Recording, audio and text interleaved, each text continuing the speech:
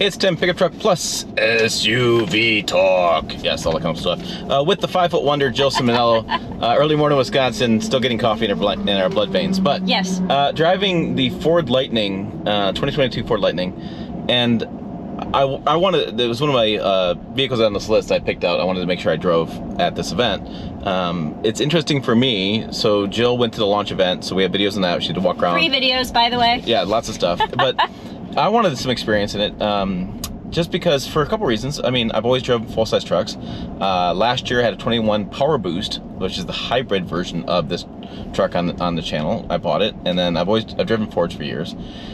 And after watching her videos and everybody else's videos, and some people are like claiming this thing is like the best thing since sliced bread, like the second coming of Jesus Christ is this truck. I mean, it's Were you having some FOMO? Crazy. I wasn't having FOMO. I just was like, he was having FOMO. I was confused by so much acclaim from the media on this truck, and so I wanted to take it for a drive because I tend to basically be a grouchy old man and poo-poo everything. Yeah, well, that too. But I mean, I tend to be more practical in my truck buying, situations, and so I and my daily usage. So I just was curious because I think a lot of truck guys like me are just curious, right? Yeah. We're doing the math. We're putting the number on the screen. We're building it. We're looking at the range. We're thinking about how much we drive.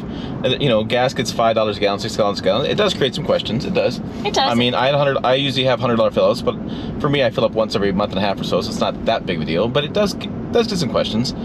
For me, it's the power on board. 9.6 kilowatts of power on board. Actually, this one's more like 10.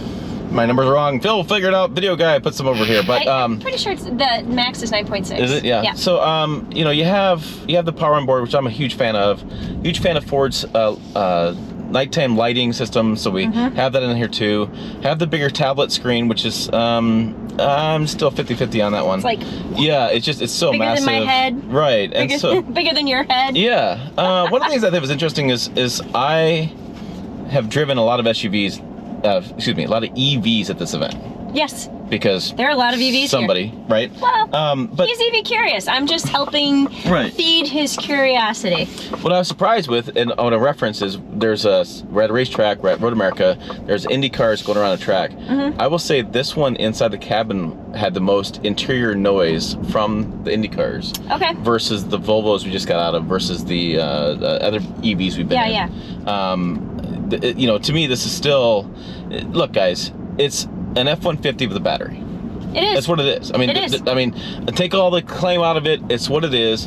I have all the upgraded features, fold down, shifter. I can do probably lay down seats a little bit better. I got all the kind of work surface. I won't do that while he's driving. No, but I mean, I have all this stuff. I have 250 miles of range. Right now on the thing it says what I have.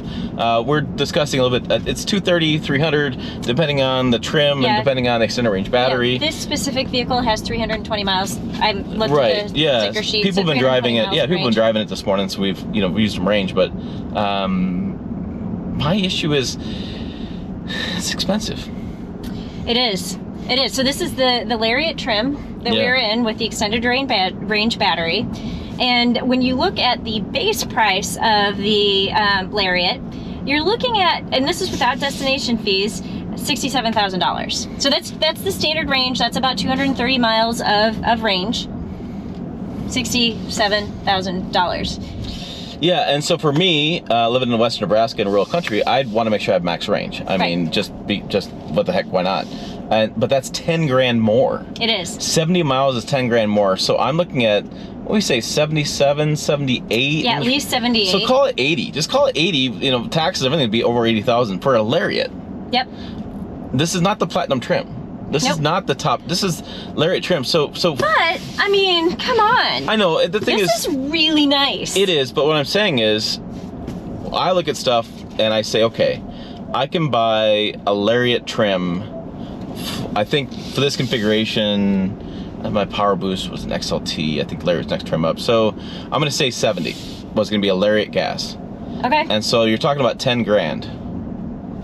But I mean, the battery is $10,000. But I mean, come on. You saw the price difference when you looked at hybrid versus gasoline models, and that was about $10,000. initially. Yeah, initially, yeah. So I mean, that to me is, the question for most consumers. I'm not saying, oh my God, it's 10 grand. Oh, I can't afford it.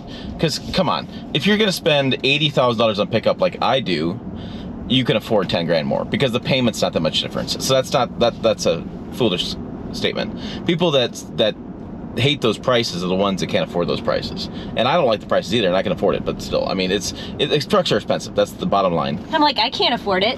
Maybe I need a raise. No.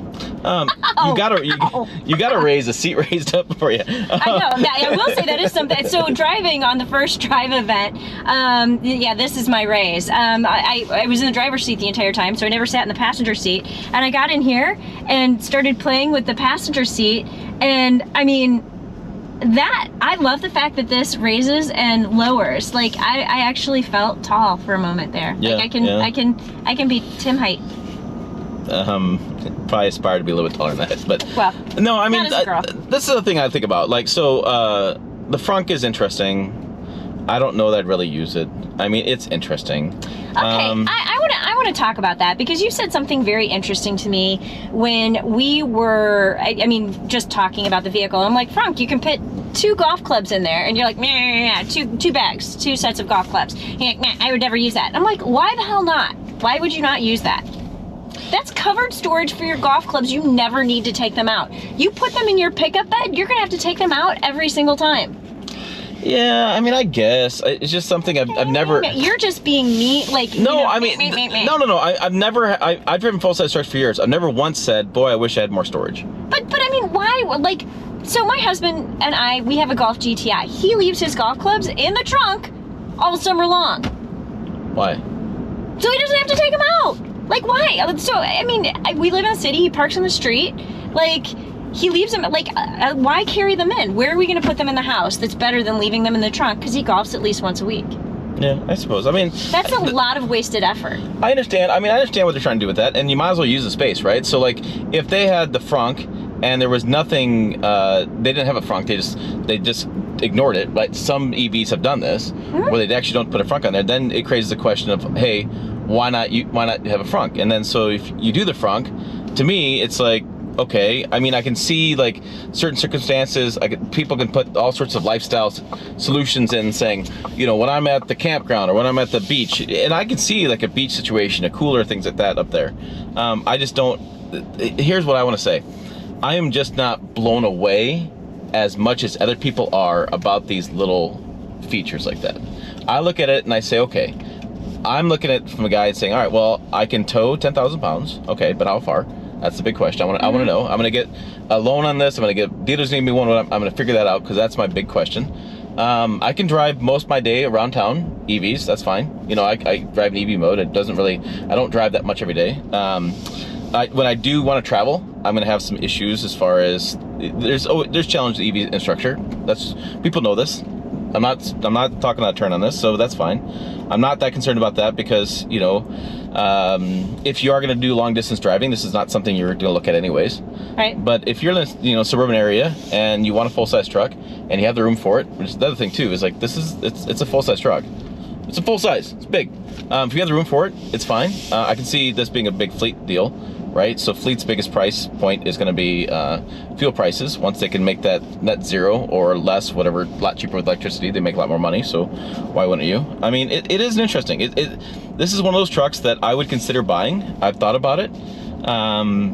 Again, for my daily driving situation, it makes sense. I'm not in love with the idea of plugging one more damn thing in my house every night and making sure it's plugged in. I have iPads and phones and laptops and stuff. And I'm just, I know I'll get used to it. I know it'll be secondhand nature, that kind of stuff. I get that this is probably going to be part of our future. We're all going to have some sort of electrification in our vehicles at some point. I get that. I just look at it and I just think, man, it's a big ask. It's a big ask right now at that price point. I know battery prices will drop.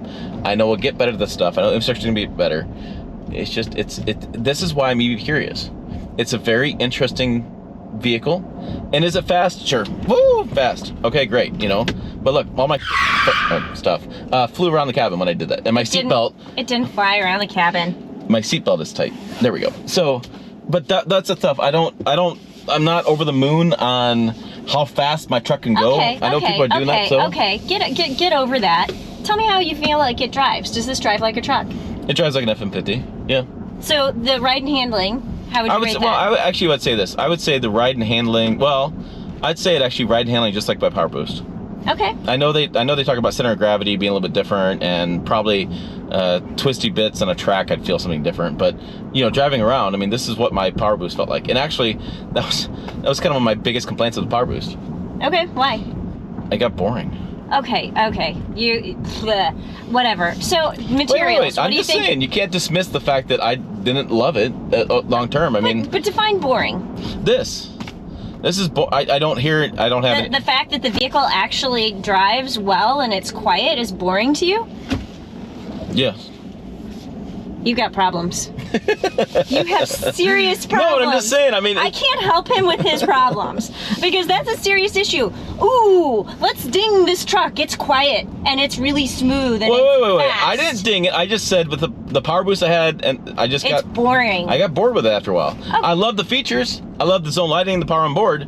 But when I went for a drive, if I wanted to go for a drive and really enjoy my drive, I took my 62. I took a different truck. If I want to go for a drive, I am going to go and get me last generation Corvette with a manual transmission. That's what I'm going to do. Yeah. Like this is, I mean. And I'm not saying it's a ding. I'm just saying that.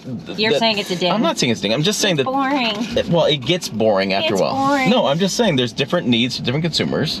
This is not, no, a truck in general is not what you're going to drive if you want to go enjoy the experience. What? It's not. I drive trucks, though. I love the driving truck experience. Mm-hmm. Yeah, that's exactly why you're taking your truck and you're turning it into an automatic transmission. Because you enjoy that experience. It's my 62, and it still is a great experience. Mm-hmm. All right, so... okay, the ride and handling is boring, which means it's actually good. So let's talk about the materials. What do you think the materials? That's your... God bless the seatbelt. That was the 0 to 60, like... speed. So yes, as they say, this sucker's quick. I think the materials are, to me, Lariat level or maybe a little bit above materials. Okay. Again, this is us. Mm-hmm. I think Ford does a great job on the interior materials. Mm-hmm. I think the fit, it looks good. Every Ford I've been in, it looks good. I like the new F-150 styling overall. It is. It's interesting. I don't know. So the ride and handling is boring, but you like the fit and finish, you like the styling.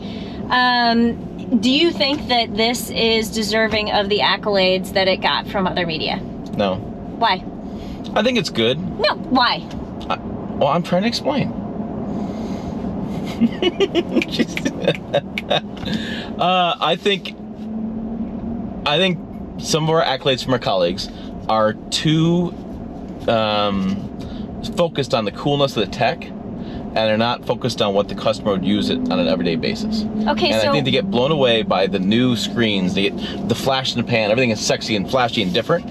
And then I'm telling you, over the course of owning and driving for a year or so, or driving for many, many miles, this stuff doesn't matter. This stuff becomes just part of the ownership experience. Okay. But it's not like, oh my God, it's wow. Like, oh, I can plug it in. I don't have to use gas. I can do this, whatever. And I'm like, I have charts in different states. Like an EV in like Nebraska and Wyoming is not that much better than a hybrid truck for emissions.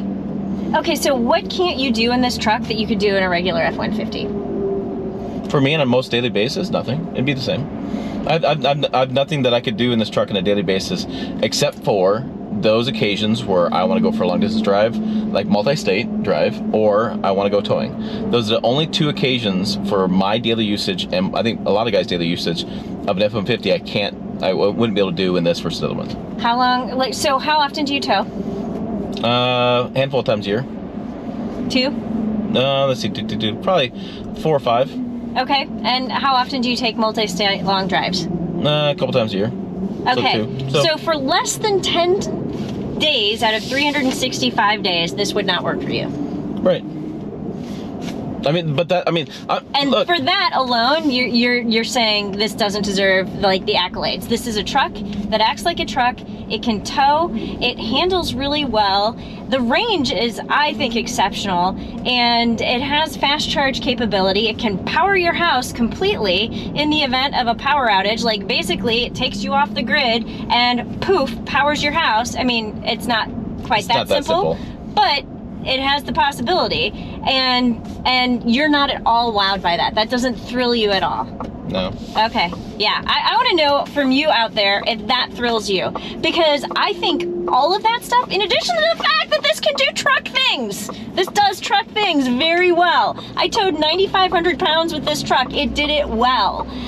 So it can do all of those truck things really well, and it has cool technology, and it has nice materials, and it can power your house, and it has a frunk, and it has a panoramic moonroof, and.